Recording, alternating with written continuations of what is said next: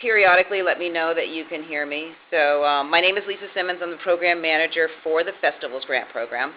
And thanks for tuning in today. The webinar will be probably a little less than an hour, maybe 40 minutes or so. And then if you have questions, we can go over them at the end of the presentation, or if you have them during the presentation, just simply you can go into that box where you've been responding to and just ask questions there, and we can talk about them at the end. So, like I said, the webinar is going to be being recorded, so that if you need to go back to it and take a look at it, you'll be able to do that once get it up on the website, probably tomorrow morning. So, to begin with, let's just talk about festivals are a vital part of the cultural landscape in Massachusetts. Right? They add rich and vibrant texture to communities, and they provide access. And a type of access to audience members and artists that is really at sort of the core of communities.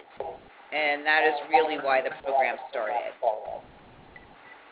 So we started this program last summer, so it's still in its pilot phase, and basically to meet the needs of producers of festivals and promote and develop audiences. So this, continuing with this pilot program in the pilot year, the grants are still going to be $500 per applicant. Now, just to go over sort of what our goals are for the festival program, is to engage residents, build community, offer diverse cultural experiences, and really a large part of that is to help showcase Massachusetts artists, humanists, and scientists. And a big part of it also is make sure that we're showcasing regional diversity. So that's a really important part. I mean, we are the Mass Cultural Council, right? So we really focus on making sure that we're in all parts of the state. And in every single community in Massachusetts, there is more than likely sort of festival or celebration that's going on, and we want to make sure that we're there to help support. So just to give you a timeline of the festival grant program. So we already opened on January 5th, and as of this morning we had, I think, 38 applications. So okay, that's better. All right, so although the grant program closes on the 15th of March, we do start making decisions on March 1st. And we don't, the application is really very simple, and there's really probably no reason, unless you don't have your numbers together or whatever, to not just go in and fill out the application now, so that you're not waiting until the last minute. The deadline, like I said, is the 15th, but do it before then, and then it's a pretty quick turnaround that we review them. It's an in-house panel review of them, and we should be done by April 3rd and let you know whether or not you've received funding. So let's talk a little bit about who can apply. You really do need to be based in Massachusetts. You can be a 501c3, and if you are not, you can apply through a fiscal agent, as long as that fiscal agent is in good standing and is registered to do business in Massachusetts as a foreign agent. Municipal departments can apply, local cultural councils, parks and recs, libraries, all are eligible to apply, and they too also can be fiscal agents for festivals. Now, the eligibility is a little bit more focused. So, these are, all on the website, and they are also in this PowerPoint presentation, which you'll be able to take a look at. But basically, it needs to be an annual or biannual. It has to be a sequence of curated events. that are not less than 4 hours in one day, and it's not more than 14 consecutive days. And that just goes to our whole mission and definition of what a festival is in Massachusetts. So we don't fund, and we'll go into this a little bit more, but it's sort of like we don't fund series. Like if you have a jazz series that happens, every fourth Thursday in the entire summer, that's not considered a festival. So it sort of has to have this an identified unified theme, as the third bullet talks about. It has to be, you have to at least have had 1 year under your belt, and that is just to make sure that you have some sort of track record, and you're moving towards a sense of sustainability in your festival. So we won't fund first-year festivals. But that doesn't mean that there aren't other programs at the MCC that you might look into, like the Cultural Investment Portfolio has a projects grant application that's going to be opening on February 1st, which I would suggest you also look to if you have organizations that put on multiple programming, that you may be eligible for a grant like that. So you have to meet the 501c3 requirements. And this last bullet that really talks about including some kind of free programming, that's really just to make sure that festivals can be open to everybody, and there's not sort of a financial barrier. So that free programming could be anything from 12 and under or free, or discounted tickets, or let's say there's a day that happens before the big festival happens. So those are the eligibility requirements.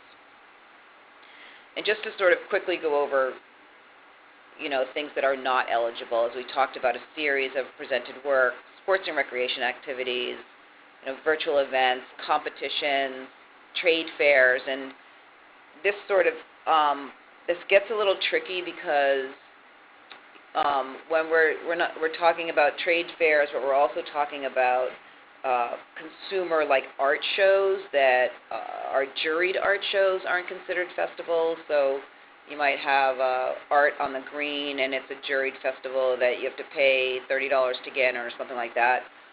That is not considered eligible.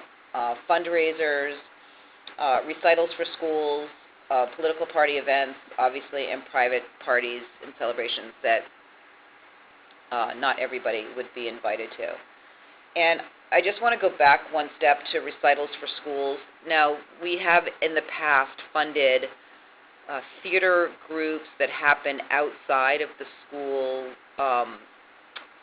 school session. So you oftentimes have regional theater groups that do lots of theater festivals and things over the summer. That is considered eligible because it's not just a recital for a school program. It's actually an after-school sort of camp type of program that is regional in nature.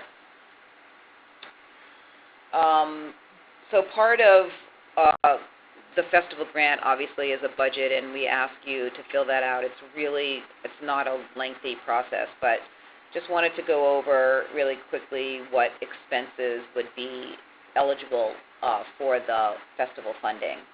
And it's pretty wide range. I mean, artists, speakers, production costs, equipment rentals, accessible services, surveys, and translation costs. So, it's pretty wide ranging. If you have any questions about it, you can just shoot me an email. But I want to talk a little bit more about the audience surveys and the research on economic impact studies. So obviously, the grant is $500. You're not going to be able to hire someone to do that. But this is a really important part of this program, and that is collecting data. And we have some really good webinars that we've done over the past year that will help you think about collecting data for your festivals and what it means to collect that data. We here at the MCC are really interested in audiences that are coming to festivals, and you, obviously, as festival producers and curators, want to know that information as well. It's really important to at least capture emails from folks, because there's certain things that you can do with emails to follow up with festival goers, or to talk to them and let them know what other programming that you might be doing throughout the year. And it's also really helpful to have that information when you're looking for funding.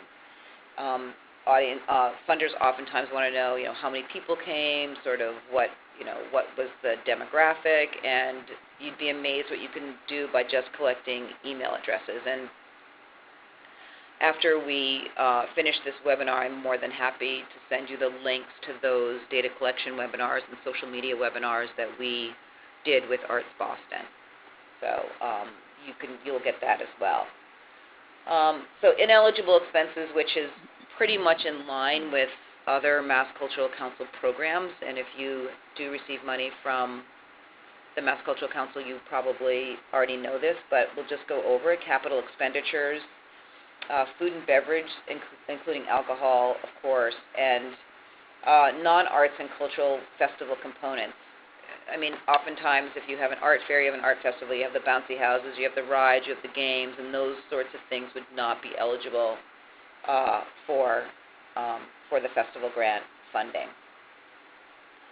So now I just sort of want to go through with you the application. If you haven't been online, to take a look at the application. As I said, it's really straightforward. It should actually only take you like 45 minutes to fill out, and we did that purposely because of the level of funding, but also, we understand that oftentimes festival programs are run by volunteers, or it's a small staff, and our goal is to really help support these festivals and try not to create a hindrance by having a really intense application. So if you go to the Mass Cultural Council website, you will find up on the top, it'll say grant programs, and you're going to click on that, and you're going to scroll down to look and find the festivals program.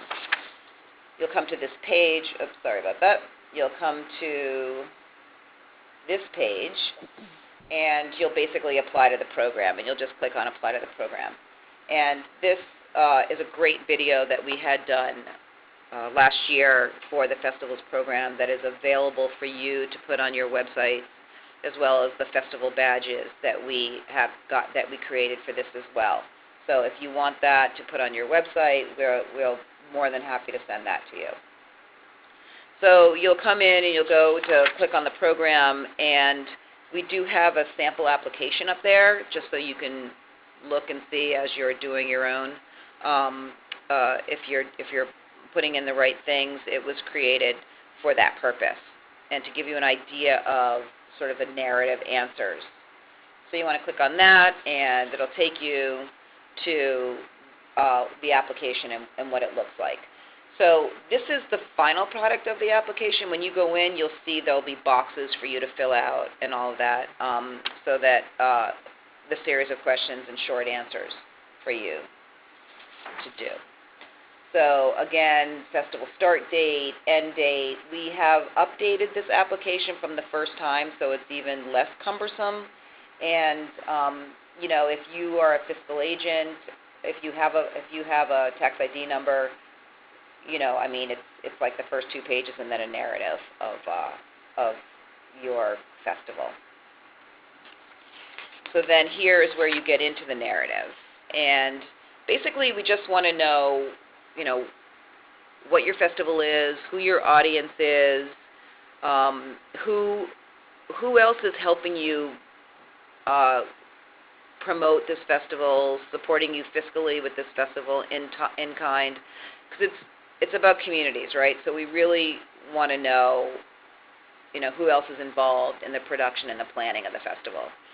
And that's really just for our information. And I always want to know the promotional strategy of a festival, because it gives us an idea of how you're getting your festival information out to audiences, and whether it's just local or whether you're trying to reach a wider audience. And this is where that social media webinar that I'm going to send to you will really come in handy, because it has some really great ideas about how you can promote your festival, and then how you can use social media and websites and things like that. So I think that's going to be very helpful.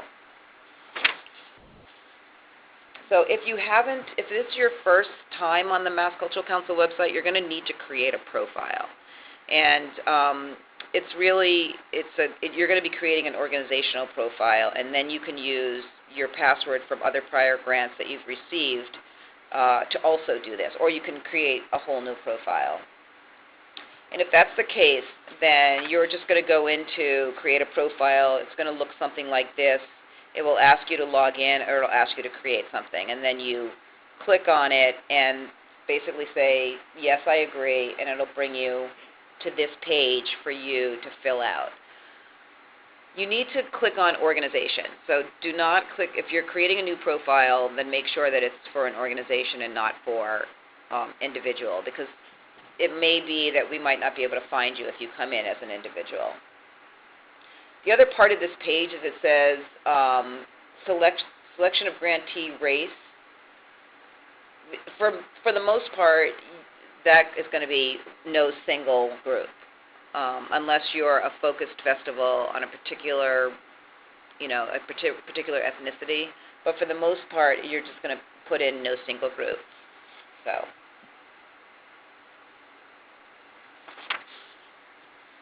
And then when you complete it, you'll see up in the left-hand corner, that's where your name is going to appear. So that's when you log in, that's what you're going to see. And once you log in, you're going to click on cultural programs and applications. So you just click on that. It'll bring you a whole list of all the applications, all that are open or that the MCC has programs for. And you're just going to scroll down to the festivals program, which you'll find right here. And then you're going to apply to it. And then you're going to click on it, and a whole application will come up. And it's really straightforward. If you have any issues, any problems, you can certainly email me, call me. But I don't think you will. The place where people oftentimes get caught up is creating their profile, and then we're here also to help you do that as well. So we do the spring-summer award season is pretty busy. Last year we got, I think, over 160 applications. So, like I said before, it's a really good idea to apply early, just in case you have any problems. As I talked about, we're granting $500. Application opened on the 5th. It's going to remain open till the 15th. Applicants can only submit one application per funding cycle. So if you applied last spring, summer, you're fine. If you applied in the fall, you can still apply again for a summer festival. You can just only apply for one festival. If you have an organization that has 5, you can only apply for one. But like I said, there are other opportunities that you might want to look at on the MCC site that your organization or your program might be eligible for. So, with that said, you're going to want to create a profile, review the program guidelines. I would say absolutely preview the sample application. And there is a very long list of FAQs on the festival page on the MCC website if you have any questions or any issues. So there's the FAQ page, and it'll give you all sorts of information. And I just want to talk a little bit. Can people still hear me? Because someone just said they can't hear. Okay, great. So I just want to talk a little bit about Arts Boston. So we worked very closely with Arts Boston over the last 2 grant cycles, and they'll be supporting us this year as well as far as publicity. So any festival, whether they're funded by Mass Cultural Council or not, can go onto the Arts Boston website and post your festival. And we really encourage you to do that. And I will send out that information to you. So where you can do that, because it's just another way to help you get out there. People check that website all the time when they're looking for things to do, and it's a great connection that we have with them to be able to do this. And when we do our publicity about the festivals that got funded and about festivals in general, we send people to the Arts Boston website so that people will see, what's going on, and don't let the Boston, throw you off. They are working with us to support the entire state of Massachusetts. So, and like I said, we have the social media toolkit, the webinars on best practices, and data analysis, which I'm going to send to you because, like I said, I just think that they are going to be really helpful in your planning for your festival outreach and your thinking about data collection, which I can't stress the importance of collecting some sort of information about the people that are coming to your festivals. It's very important. So so that's the end. Whip through that. Sorry, it was really quick, but it's really a wonderful opportunity to be able to give out these grants to festivals. We are really excited about the 200 plus that have been funded in calendar year 2016, and we're really looking forward to some new festivals and festivals that applied last year for the spring summer to come in for this year's grant cycle. And I just think it adds such an incredible festivals add such an incredible piece of culture and art and heritage to communities, and that's really what we want to support. So does anybody have any questions? Here's my contact information, and if you have any questions or thoughts or comments, I think the lines are open, so you don't necessarily have to type it in. You can say it over the phone, but if not, then... I have a question. Yep. So I wanted to apply for the grant to participate in a festival run by the town. Is that something that I can do? So you're an artist who wants to be hired by the festival? No, we're a church who wanted to provide an artistic booth, something that the people could do, a craft or something that they could do as part of the festival. Well, then who's putting on? Is the town putting on the festival? Yes, it's run by the town. Right. So the town could apply for the festival grant. Okay. And then work with you. So municipalities or the local cultural council in your town could apply for the grant. The library could apply. So whomever is putting on the festival would be the people that would apply for the grant. So you would let them know that this is available and that they can do that. Great. Thank you. You're welcome.